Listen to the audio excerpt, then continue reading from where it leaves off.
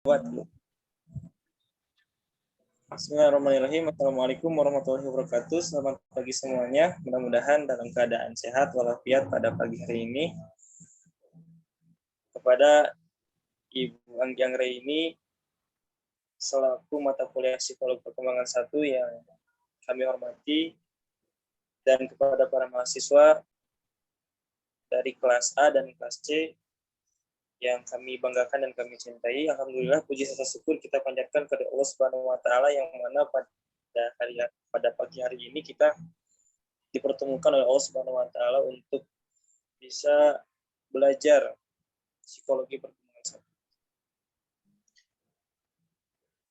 Pada pagi hari ini izinkanlah kami untuk memperkenalkan kelompok kami, kelompok 7C yang beranggotakan 3 orang. Yang pertama ada saya sendiri, Ferdiansyah, dengan NIM 200207008. Ada Haidar Ma'ruf dengan NIM 200207098. Dan ada Hasan Nabila Jahra dengan NIM 200207105 yang akan mempresentasikan materi tentang perkembangan fisik dan kognitif di masa pertengahan dan akhir pada anak. Sebelum dimulai presentasi kami, izinkanlah kami untuk berdoa terlebih dahulu. Bismillahirrahmanirrahim. Rabbi zidni ilman warzuqni fahman wa amalan mutaqabbala. Raditu billahi rabba wa bil islami dinan wa bi Muhammadin nabiyyan wa rasulah. Amin ya rabbal alamin. Langsung saja untuk presentasi pertama kepada Saudara Haidar Ma'ruf, disilakan. Baik, terima kasih. Materi pertama, ada perkembangan fisik di masa pertengahan anak-anak dan akhir. Dalam perkembangan fisik, masa pertengahan dan akhir, anak-anak merupakan pertumbuhan yang lamban. Tingkat pertumbuhan umumnya lambat selama tahun-tahun ini. Biasanya, seseorang anak akan bertambah sekitar 5-7 pound per tahun dan tumbuh sekitar 2-3 inci per tahun. Mereka juga cenderung mendapatkan kekuatan otot dan kapasitas paru-paru sehingga memungkinkan untuk melakukan aktivitas fisik yang berat untuk jangka waktu yang lama. Awal percepatan pertumbuhan yang terjadi sebelum pubertas dimulai 2 tahun lebih awal untuk wanita daripada pria. Rata-rata usia awal percepatan pertumbuhan untuk anak perempuan adalah 9 tahun, sedangkan untuk anak laki-laki adalah 11 tahun. Anak-anak usia ini cenderung mengasah kemampuan mereka untuk melakukan baik keterampilan motorik kasar, seperti mengendarai sepeda, dan keterampilan motorik halus, seperti memotong kuku mereka. Dalam keterampilan motorik kasar atau melibatkan otot besar, anak laki-laki biasanya mengungguli anak perempuan, sedangkan dengan keterampilan motorik halus atau otot kecil, anak perempuan mengungguli anak laki-laki. Peningkatan keterampilan motorik ini terkait dengan pertumbuhan dan pengalaman otak selama periode perkembangan. Pertumbuhan otak, 2 percepatan pertumbuhan otak utama terjadi selama masa kanak-kanak, tengah hingga akhir. Antara usia 6 dan 8, peningkatan signifikan dalam keterampilan motorik halus dan koordinasi mata tangan dicatat. Kemudian, antara usia 10 dan 12 tahun, lobus frontal menjadi lebih berkembang dan peningkatan dalam logika, perencanaan, dan memori terlihat jelas. Mielinisasi adalah salah satu faktor yang bertanggung jawab untuk pertumbuhan ini. Dari usia 6 hingga 12 tahun, sel-sel syaraf di area asosiasi otak, yaitu area di mana fungsi sensorik, motorik, dan intelektual terhubung, menjadi hampir sepenuhnya bermielin. Mielinisasi ini berkontribusi pada peningkatan kecepatan pemrosesan informasi hipokampus yang bertanggung jawab untuk mentransfer informasi dari memori jangka pendek ke memori jangka panjang. Juga menunjukkan peningkatan mielinisasi yang menghasilkan peningkatan fungsi memori. Anak-anak di masa kanak-kanak tengah hingga akhir juga lebih mampu merencanakan, mengkoordinasi aktivitas menggunakan belahan otak kiri dan kanan, dan mengendalikan ledakan emosi memperhatikan juga meningkatkan saat korteks prefrontal matang. Selanjutnya, ada perubahan fisik dan kesehatan. Perubahan berkelanjutan menjadi ciri tubuh anak-anak selama masa kanak-kanak, pertengahan, dan akhir. Dan keterampilan motorik mereka meningkat. Saat anak-anak memasuki tahun-tahun sekolah dasar, mereka mendapatkan kendali yang lebih besar atas tubuh mereka dan dapat duduk serta menjaga perhatian mereka terfokus untuk waktu yang lebih lama. Olahraga teratur adalah salah satu kunci untuk menjadikan masa pertumbuhan dan perkembangan yang sehat. Periode tengah dan akhir masa kanak-kanak melibatkan pertumbuhan yang lambat dan konsisten. Ini adalah masa tenang sebelum percepatan pertumbuhan remaja yang pesat. Selama tahun-tahun sekolah dasar, anak-anak tumbuh rata-rata 2-3 inci setahun sampai pada usia 11 tahun. Rata-rata anak perempuan memiliki tinggi 4 kaki 10 inci dan rata-rata anak laki-laki memiliki tinggi 4 kaki 9 inci. Selama pertengahan dan akhir masa kanak-kanak, berat badan anak-anak bertambah sekitar 5-7 pon setahun. Peningkatan berat badan ini terutama disebabkan oleh peningkatan ukuran sistem rangka dan otot, serta ukuran beberapa organ tubuh. Perubahan proporsional adalah salah satu perubahan fisik yang paling menonjol pada masa kanak-kanak, pertengahan, dan akhir. Penemuan lingkar kepala dan lingkar pinggang terkait dengan tinggi badan. Perubahan yang terjadi dalam otak. Perkembangan teknik pencitraan otak seperti magnetic resonance imaging atau MRI telah menyebabkan peningkatan penelitian tentang perubahan di otak selama masa pertengahan dan akhir masa kanak-kanak dan hubungan antar perubahan otak ini dan perkembangan kognitif. Volume total otak menjadi stabil pada akhir masa kanak-kanak, tetapi perubahan signifikan dalam berbagai struktur dan wilayah otak terus terjadi. Secara khusus, jalur dan sirkuit otak yang melibatkan konteks prefrontal, tingkah tertinggi di otak, terus meningkat selama masa kanak-kanak dan akhir. Kemajuan dalam konteks prefrontal ini terkait dengan peningkatan perhatian, penalaran, dan kontrol kognitif anak-anak. Selanjutnya, pengembangan motorik.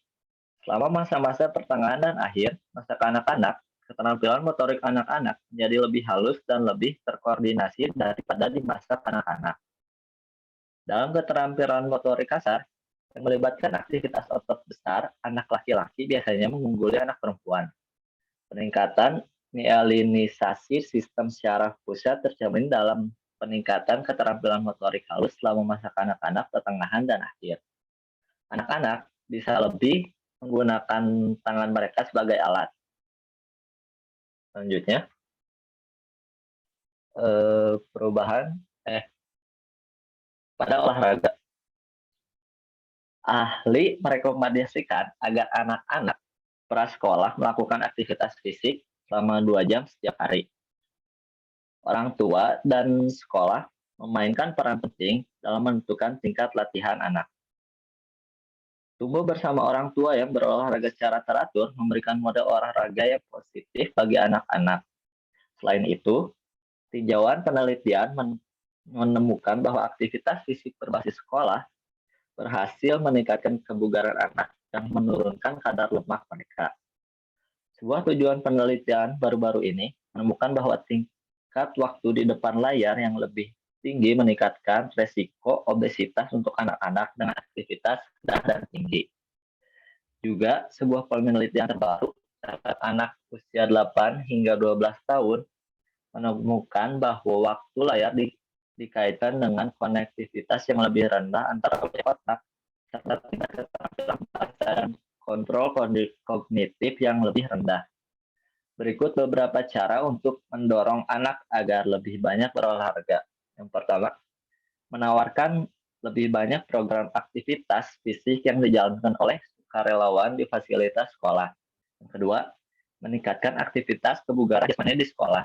Yang ketiga, mintalah anak-anak merencanakan kegiatan komunitas dan sekolah yang mereka minati.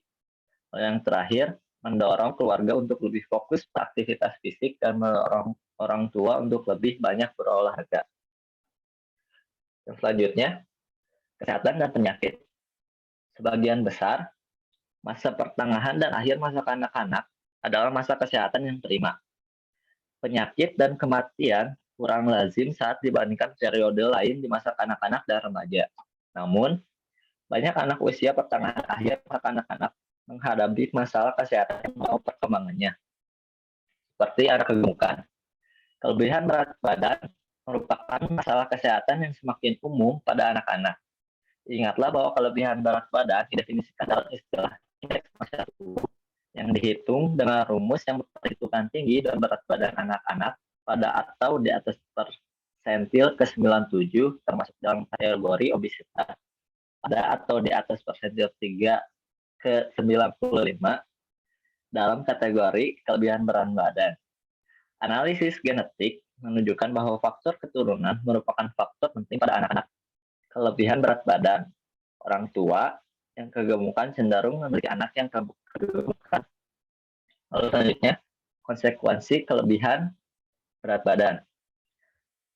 Persentase tinggi anak yang kelebihan berat badan dalam beberapa dekade terakhir menjadi perhatian besar karena berlebihan berat badan meningkatkan risiko banyak masalah medis dan psikologis. Kolesterol darah sering terjadi pada anak-anak yang lebih berat badan, kelebihan berat badan. Dan dalam satu penelitian, anak-anak yang kelebihan berat badan lebih mungkin dibandingkan anak-anak dengan berat badan normal untuk dilaporkan diejek oleh teman sebaya dan anggota keluarga mereka. Lalu ada penyakit kardiovaskular. Penyakit kardiovaskular jarang terjadi pada anak-anak. Meskipun demikian, pengalaman dan perilaku lingkungan selama masa kanak-kanak dapat menjadi bibit penyakit kardiovaskular di masa dewasa. Banyak anak usia sekolah dasar sudah memiliki satu atau lebih faktor risiko penyakit kardiovaskular seperti hipertensi atau tekanan darah tinggi dan obesitas. Sebuah studi baru-baru ini menemukan bahwa tekanan darah tinggi di masa kanak-kanak dikaitkan dengan tekanan darah tinggi dan kelainan jantung lainnya di masa dewasa. Juga dalam studi longitudinal, kadar lemak tubuh yang tinggi dan tekanan darah tinggi yang dimulai pada masa kanak-kanak dikaitkan dengan kematian dini akibat penyakit jantung koroner di masa dewasa. Lalu, penyakit kanker. Kanker anak terutama menyerang sel darah putih atau leukemia, otak tulang, sistem getah bening, otot ginjal, dan sistem saraf. Semua jenis kanker ditandai dengan proliferasi sel abnormal yang tidak terkontrol. Kanker yang paling umum pada anak-anak adalah leukemia. Kanker di mana sumsum tulang menghasilkan banyak sekali sel darah putih abnormal yang mengeluarkan sel normal, membuat anak sangat rentan terhadap memar dan infeksi. Sekitar 80% anak-anak dengan leukemia limfoblastik akut disembuhkan dengan pengobatan kemoterapi saat ini. Selanjutnya, pada anak penyandang cacat. Cakupan disabilitas seorang anak dengan ketidakmampuan belajar mengalami kesulitan dalam belajar yang melibatkan pemahaman atau penggunaan bahasa lisan atau tulisan, dan kesulitan tersebut dapat muncul dalam mendengarkan, berpikir, membaca, menulis, dan mengeja. Ketidakmampuan belajar juga mungkin melibatkan kesulitan dalam mengerjakan matematika. Untuk diklasifikasikan sebagai ketidakmampuan belajar, masalah belajar bukanlah hasil utama dan ketidakmampuan visual, pendengaran, atau motorik. Cacat intelektual, gangguan emosi, atau kerugian lingkungan, budaya, atau ekonomi. Sekitar 80% anak dengan ketidakmampuan belajar mengalami masalah membaca. 3 jenis ketidakmampuan belajar adalah disleksia, disgrafia, dan diskalkulia. Disleksia adalah kategori yang diperuntukkan bagi individu yang memiliki gangguan parah dalam kemampuan membaca dan mengeja. Disgrafi adalah ketidakmampuan belajar yang melibatkan kesulitan dan menulis tangan. Anak-anak penderita disgrafi mungkin menulis sangat lambat. Produk tulisan mereka mungkin hampir tidak terbaca, dan mereka mungkin membuat banyak kesalahan ejaan karena ketidakmampuan mereka untuk mencocokkan suara dan huruf. Diskalkulia juga dikenal sebagai gangguan aritmatika perkembangan, adalah ketidakmampuan belajar yang melibatkan kesulitan dalam komputasi matematika. Penyebab pasti dari ketidakmampuan belajar belum ditemukan. Para peneliti telah menggunakan pencitraan otak seperti pencitraan resonansi magnetik untuk mengeksplorasi apakah daerah tertentu di otak mungkin terlibat dalam ketidakmampuan belajar. Penelitian ini menunjukkan bahwa ketidakmampuan belajar tidak mungkin berada di satu lokasi otak tertentu. Kemungkinan besar, ketidakmampuan belajar melibatkan kesulitan dalam mengintegrasikan informasi dari berbagai wilayah otak atau gangguan halus dalam struktur dan fungsi otak. Lalu ada attention deficit hyperactivity disorder, adalah disabilitas di mana anak-anak secara konsisten menunjukkan satu atau lebih karakteristik berikut selama periode waktu tertentu. 1. Kurangnya perhatian, 2. Hiperaktif, dan 3. Impulsif. Anak-anak yang lalai memiliki kesulitan untuk berfokus pada satu hal, sehingga mereka mungkin bosan dengan tugas setelah hanya beberapa menit atau bahkan beberapa detik. Anak-anak yang didiagnosis ADHD memiliki peningkatan risiko prestasi akademik yang lebih rendah. Hubungan teman sebaya yang bermasalah, putus sekolah, kehamilan remaja, masalah penggunaan zat, dan perilaku antisosial. Penyebab pasti ini belum ditemukan, namun sejumlah kemungkinan penyebab telah diajukan. Beberapa anak kemungkinan mewarisi kecenderungan untuk mengembangkan ADHD dari orang tua mereka. Anak-anak lain kemungkinan mengembangkan ini karena kerusakan otak mereka selama perkembangan prenatal atau postnatal. Lalu selanjutnya ada gangguan spektrum autisme. Gangguan spektrum autisme juga disebut gangguan perkembangan pervasif, berkisar dari gangguan parah yang diberi label gangguan autistik hingga gangguan yang lebih ringan yang disebut sindrom Asperger. Gangguan spektrum autisme ditandai dengan masalah dalam interaksi sosial, masalah dalam komunikasi verbal dan non-verbal, dan perilaku repetitif. Anak-anak dengan gangguan ini juga dapat menunjukkan respon atipikal terhadap pengalaman sensorik. Cacat intelektual hadir pada beberapa anak dengan autisme. Yang lain menunjukkan kecerdasan rata-rata atau di atas rata-rata. Gangguan autistik adalah gangguan spektrum autisme perkembangan parah yang dimulai selama 3 tahun pertama kehidupan dan mencakup kekurangan dalam hubungan sosial, kelainan dalam komunikasi, dan perilaku yang terbatas, berulang, dan stereotip. Sindrom Asperger adalah gangguan spektrum autisme yang relatif ringan di mana anak memiliki kemampuan bahasa verbal yang relatif baik, masalah bahasa nonverbal yang lebih ringan, dan rentang minat dan hubungan yang terbatas. Anak-anak dengan sindrom Asperger sering terlibat dalam rutinitas yang obsesif dan berulang-ulang, serta keasikan dengan subjek tertentu. Anak autis memiliki defisit dalam pemrosesan informasi kognitif. Anak-anak dengan gangguan ini juga dapat menunjukkan respon atipikal terhadap pengalaman sensorik. Cacat intelektual hadir pada beberapa anak-anak dengan autisme, yang lain menunjukkan kecerdasan rata-rata atau di atas rata-rata. Dalam klasifikasi baru, gangguan autistik, sindrom Asperger, dan beberapa variasi autistik lainnya dikonsolidasikan dalam kategori gangguan spektrum autisme yang menyeluruh. Perbedaan dibuat dalam hal tingkat keparahan masalah berdasarkan jumlah dukungan yang dibutuhkan karena tantangan yang melibatkan komunikasi sosial, minat terbatas, dan perilaku berulang. Faktor genetik juga cenderung berperan dalam perkembangan gangguan spektrum autisme. Baik, selanjutnya saya kembalikan kepada moderator. Baik, terima kasih Haidar Ma'ruf yang telah mempresentasikan terkait dengan perkembangan fisik masa pertengahan dan akhir anak. Yang selanjutnya, perkembangan kognitif di masa pertengahan anak dan akhir. Ada perkembangan kognitif Piaget. Menurut Jean Piaget, tahun 1952, pemikiran anak prasekolah bersifat praoperasional.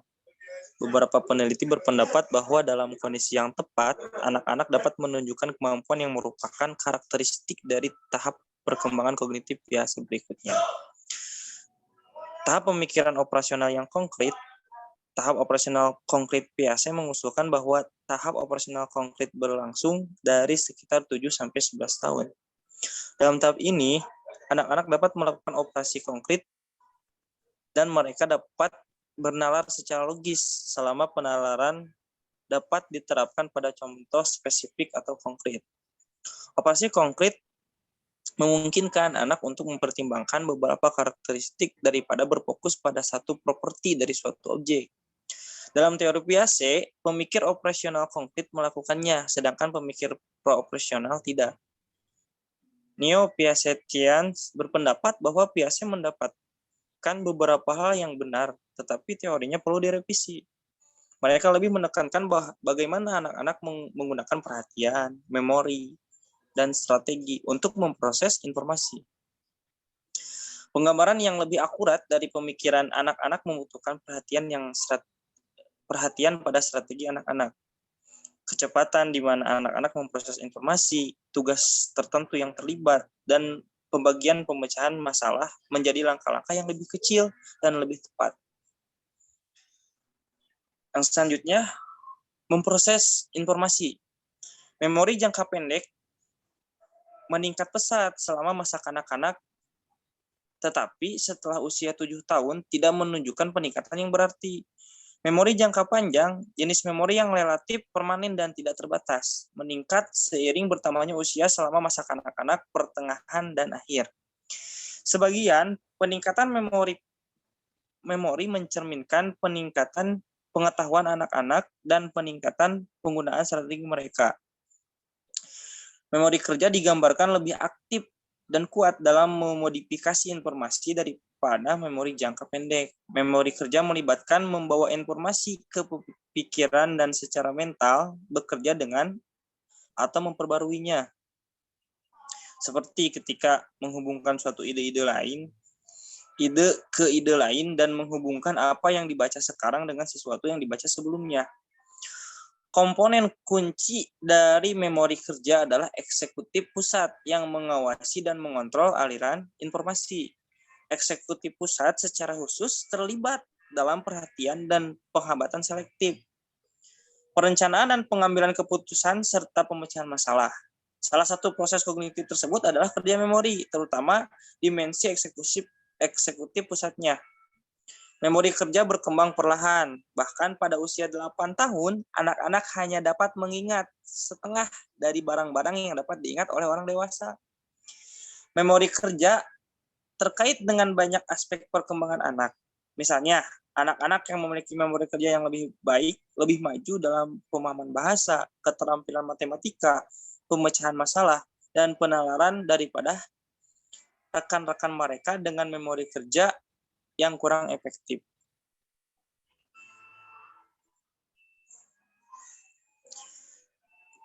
Yang selanjutnya tentang pengetahuan dan keahlian. Ada perubahan perkembangan dalam keahlian. Memori autobiografi yang melibatkan memori peristiwa dan pengalaman penting dalam hidup seseorang. Ketika anak-anak melewati masa kanak-kanak, pertengahan, dan akhir, dan melalui masa remaja, narasi autobiografi mereka meluas dan menjadi lebih rumit. Ingatan jangka panjang bergantung pada kegiatan belajar yang dilakukan individu ketika mereka belajar dan mengingat informasi. Aktivitas pembelajaran utama melibatkan strategi yang terdiri dari aktivitas mental yang disengaja untuk meningkatkan pemrosesan informasi. Misalnya, pengorganisasian. Nah, ini adalah strategi yang digunakan anak-anak, remaja, dan orang dewasa untuk mengingat dengan lebih efektif. Strategi tidak terjadi secara otomatis. Mereka membutuhkan usaha dan kerja. Berikut. Ini adalah bagian dari yang digunakan strategi efektif yang digunakan orang dewasa ketika mencoba meningkatkan keterampilan memori anak-anak. Yang pertama, bisa sarankan anak-anak untuk menjelaskan apa yang akan diingat. Elaborasi. Nah, ini adalah strategi penting yang melibatkan keterlibatan dalam memproses informasi yang lebih luas. Ketika individu terlibat dalam elaborasi, memori mereka mendapat manfaat. Membentuk asosiasi pribadi dengan membuat informasi lebih bermakna dan membantu anak-anak untuk mengingatnya. Yang kedua, bisa memotivasi anak-anak untuk mengingat materi dengan memahaminya daripada menghafalnya. Anak-anak akan mengingat informasi dengan lebih baik dalam jangka panjang jika mereka memahami informasi tersebut daripada hanya berlatih dan menghafalnya. Beri. Kasih anak konsep dan gagasan untuk diingat dan kemudian tanyakan kepada mereka bagaimana mereka dapat menghubungkan konsep dan gagasan dengan pengalaman dan makna pribadi mereka sendiri. Kasih atau beri mereka latihan untuk mengelaborasi suatu konsep sehingga mereka akan memproses informasi lebih dalam. Yang ketiga, bisa disematkan bahasa yang relevan dengan memori saat mengajar anak-anak. Guru sangat bervariasi dalam seberapa banyak mereka menggunakan bahasa yang relevan dengan ingatan yang mendorong siswa untuk mengingat informasi. Nah, selanjutnya ada teori jejak fuzzi. Teori jejak fuzzi ini mereka menyatakan bahwa memori paling baik dipahami dengan mempertimbangkan dua jenis representasi memori. Yang pertama, jejak memori verbatim, dan yang kedua ada inti. Nah, jejak memori verbatim terdiri dari detail informasi yang tepat, sedangkan intinya mengacu pada gagasan pusat informasi. Meskipun individu dari segala usia mengekstrak intinya, anak-anak cenderung menyimpan dan mengambil jejak kata demi kata. Di beberapa titik selama tahun-tahun awal di sekolah dasar, anak-anak mulai lebih banyak menggunakan inti dan menurut teori, ini berkontribusi pada peningkatan memori dan penalaran anak-anak yang lebih tua, karena jejak kabur lebih bertahan dan kecil kemungkinannya untuk dilupakan daripada jejak kata demi kata. Nah, Adele Diamond dan Kathleen Lee menyoroti dimensi fungsi eksekutif yang mereka simpulkan sebagai paling penting untuk perkembangan kognitif dan keberhasilan sekolah anak-anak berusia 4 hingga 11 tahun. Menurut dia, pertama, fungsi eksekutif pengendalian diri atau penghambatan. Anak-anak perlu mengembangkan pengendalian diri yang akan memungkinkan mereka untuk berkonsentrasi dan bertahan pada tugas-tugas belajar. Untuk menghambat kecenderungan mereka untuk mengulangi tanggapan yang salah. Dan untuk menahan dorongan untuk melakukan sesuatu sekarang yang akan mereka sesali nanti. Yang kedua, menurut Adele Diamond dan Kathleen Lee ini ada memori kerja. Anak-anak membutuhkan memori kerja yang efektif untuk bekerja secara mental dengan banyak informasi yang akan mereka temui saat mereka melewati sekolah dan seterusnya. Yang ketiga, yang terakhir, ada fleksibilitas. Anak-anak harus fleksibel dalam berpikir untuk mempertimbangkan strategi dan perspektif yang berbeda. Nah, Robert Roser dan rekan-rekannya telah menekankan bahwa mindfulness adalah proses mental penting yang dapat dilakukan anak-anak untuk meningkatkan sejumlah keterampilan kognitif dan sosio-emosional, seperti fungsi eksekutif, perhatian terfokus, regulasi emosi, dan empati. Selain pelatihan kesadaran, kegiatan seperti yoga, meditasi, disarankan juga sebagai kandidat untuk meningkatkan pengembangan kognitif dan sosio-emosional anak-anak. Nah, selanjutnya ada intelijen. Intelijen atau kecerdasan adalah kemampuan untuk memecahkan masalah dan untuk beradaptasi dan belajar dari pengalaman. Ketertarikan pada kecerdasan seringkali terfokus pada perbedaan dan penilaian individu. Perbedaan individu ini adalah cara yang stabil dan konsisten di mana orang berbeda satu sama lain. Nah, Binet mengembangkan konsep mental age atau MA tingkat perkembangan mental individu relatif terhadap orang lain. Tidak lama kemudian, pada tahun 1912, William Stern menciptakan konsep intelligent quotient atau IQ. Usia mental seseorang dibagi dengan usia kronologis. Dikalikan 100, yaitu IQ sama dengan MA, dikali atau QA atau CA dikali 100. Jika usia mental sama dengan usia kronologis, maka IQ seseorang adalah 100. Jika usia mental di atas usia kronologis, maka IQ lebih dari 100. Jika usia mental di bawah usia kronologis, maka IQ kurang dari 100. Tes Binet telah direvisi berkali-kali untuk memasukkan kemajuan dalam pemahaman kecerdasan dan tes kecerdasan. Nah, revisi ini disebut tes Stanford-Binet. Pada tahun 2004, tes tersebut sekarang disebut Stanford-Binet direvisi untuk menganalisis respon individu dalam 5 area konten. Ada penalaran yang mengalir, pengetahuan, penalaran kuantitatif, penalaran visual spesial, dan memori kerja. Skor komposip umum juga masih diperoleh dengan memberikan tes kepada sejumlah besar orang dari berbagai usia, dari prasekolah hingga dewasa akhir. Dari latar belakang yang berbeda, para peneliti telah menemukan bahwa skor pada Stanford-Binet mendekati distribusi normal. Nah, distribusi normal ini adalah simetris dengan mayoritas skor jatuh di tengah kisaran skor yang mungkin dan lebih sedikit skor yang muncul ke arah ekstrim kisaran.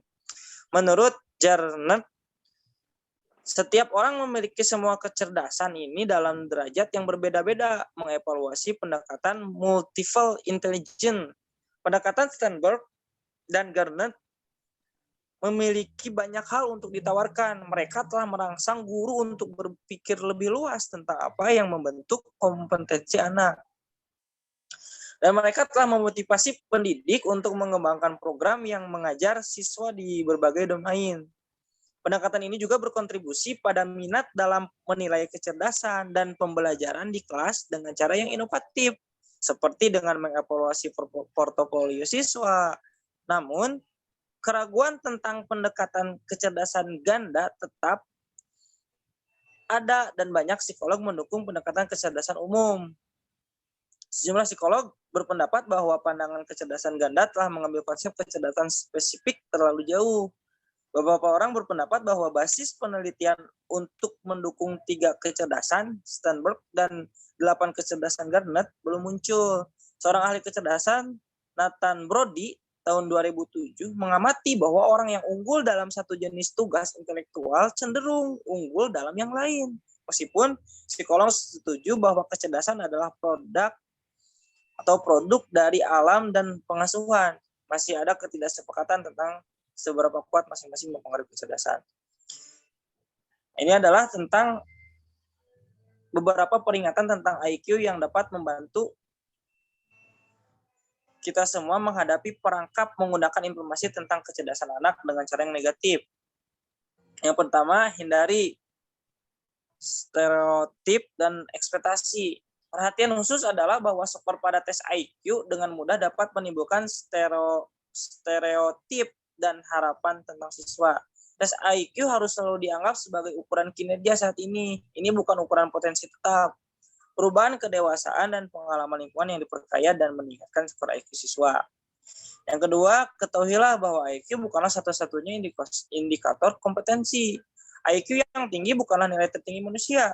Penting untuk mempertimbangkan tidak hanya kompetensi intelektual siswa di bidang-bidang seperti keterampilan verbal, tetapi juga keterampilan kreatif dan praktis mereka. Yang terakhir, berhati-hatilah dalam menafsirkan skor IQ secara keseluruhan.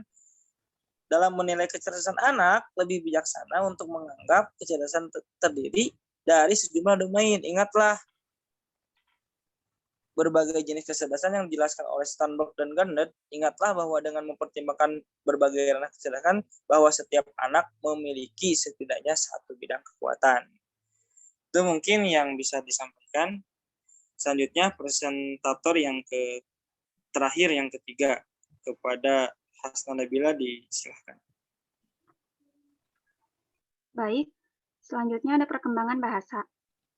Anak-anak memperoleh keterampilan baru saat mereka memasuki sekolah yang memungkinkan mereka untuk belajar membaca dan menulis. Keterampilan ini mencakup peningkatan penggunaan bahasa untuk berbicara tentang hal-hal yang tidak ada secara fisik, mempelajari apa itu kata, dan belajar bagaimana mengenali dan berbicara tentang suara.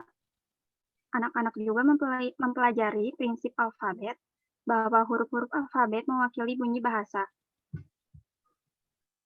Kosakata, salah satu alasan mengapa anak-anak dapat mengklasifikasikan objek dalam banyak cara adalah karena mereka telah memperoleh kosakata untuk melakukannya.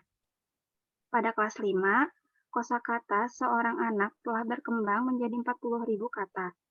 Itu tumbuh pada tingkat yang melebihi mereka di masa kanak-kanak. Ledakan bahasa ini berbeda dengan anak-anak yang lebih muda, karena difasilitasi oleh kemampuan untuk mengasosiasikan kata-kata baru dengan yang sudah dikenal, disertai dengan pemahaman yang lebih tentang arti sebuah kata. Selanjutnya, next, kata-kata, grammar, dan kesadaran metalinguistik. Selama masa kanak-kanak pertengahan dan akhir, terjadi perubahan dalam cara pengorganisasian kosakata. Pada usia sekitar 7 tahun, anak-anak mulai merespon dengan kata yang merupakan part of speech yang sama dengan kata stimulus. Ini adalah bukti bahwa anak-anak sekarang sudah mulai mengkategorikan kosakata mereka berdasarkan bagian-bagian ucapan.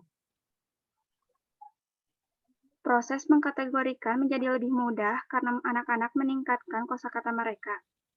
Kosakata anak-anak meningkat dari rata-rata sekitar 14.000 rata sekitar 40.000 kata pada usia 11 tahun. Anak-anak membuat kemajuan serupa dalam tata bahasa. Selama tahun-tahun sekolah dasar, peningkatan anak-anak dalam penalaran logis dan keterampilan analitis membantu mereka memahami konstruksi seperti penggunaan yang tepat dari komparatif atau membandingkan dua hal, subjungtif atau pengandaian. Selama tahun-tahun sekolah dasar juga, anak-anak menjadi semakin mampu memahami dan menggunakan tata bahasa yang kompleks. Mereka juga belajar menggunakan bahasa dengan cara yang lebih terhubung, menghasilkan wacana yang terhubung. Mereka menjadi mampu menghubungkan kalimat satu sama lain untuk menghasilkan deskripsi, definisi, dan narasi yang masuk akal. Kemajuan dalam kosakata dan tata bahasa selama tahun-tahun sekolah dasar ini disertai dengan perkembangan kesadaran metalinguistik, yaitu pengetahuan tentang bahasa, seperti memahami apa itu preposisi atau mampu mendiskusikan bunyi suatu bahasa. Kesadaran metalinguistik memungkinkan anak-anak untuk berpikir tentang bahasa mereka, memahami apa kata-kata itu, dan bahkan mendefinisikannya. Pada saat mereka memasuki masa remaja, kebanyakan anak mengetahui aturan penggunaan bahasa dalam konteks sehari-hari, yaitu apa yang pantas dan tidak pantas untuk dikatakan. Next. Selanjutnya, membaca. Sebelum belajar membaca, anak belajar menggunakan bahasa untuk membicarakan hal-hal yang tidak ada. Mereka belajar apa itu sebuah kata, dan mereka belajar bagaimana mengenali suara dan membicarakannya. Anak-anak yang memulai sekolah dasar dengan kosakata yang kuat memiliki keuntungan dalam hal belajar membaca. Pengembangan kosakata memainkan peran penting dalam pemahaman membaca. Membaca berhubungan dengan keterampilan mendengarkan dan menulis. Banyak pembaca pemula atau pembaca yang buruk tidak mengenali kata secara otomatis. Kapasitas pemrosesan mereka dikonsumsi oleh tuntutan pengenalan kata, sehingga mereka kurang memiliki kapasitas untuk mencurahkan pemahaman pengelompokan kata sebagai frasa atau kalimat. Ketika memproses kata dan bagian mereka menjadi lebih otomatis, dikatakan bahwa bacaan mereka menjadi lebih lancar. Selain itu, perkembangan kosakata anak-anak memainkan peran penting dalam pemahaman bacaan mereka.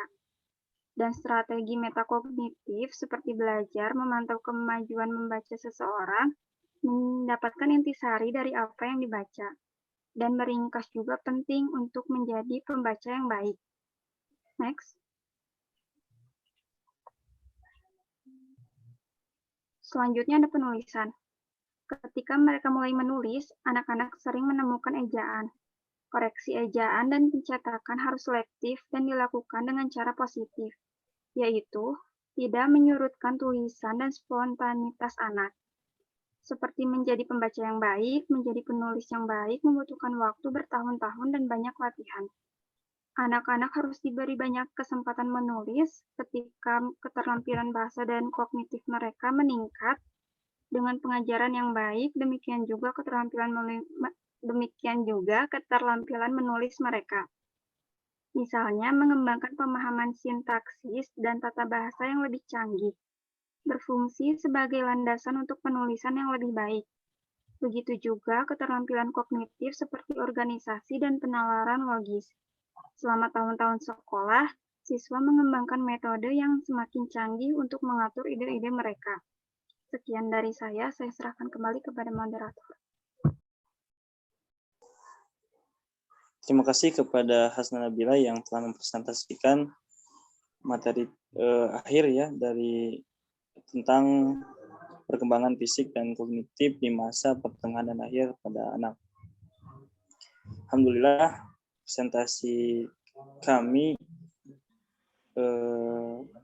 demikian. Selanjutnya kita akan bahas atau jika ada yang ingin diskusikan atau ingin ditanyakan, disilahkan. Untuk itu, kami akhiri video kali ini dengan ucapan hamdalah bersama-sama. Alhamdulillahirrahmanirrahim. Demikian yang dapat kami presentasikan. Aku qouli hada wa astaghfirullahaladzim. Rabbana atina fid dunya hasanah wa fil akhirati hasanah wa qina adzabannar. Wassalamualaikum warahmatullahi wabarakatuh.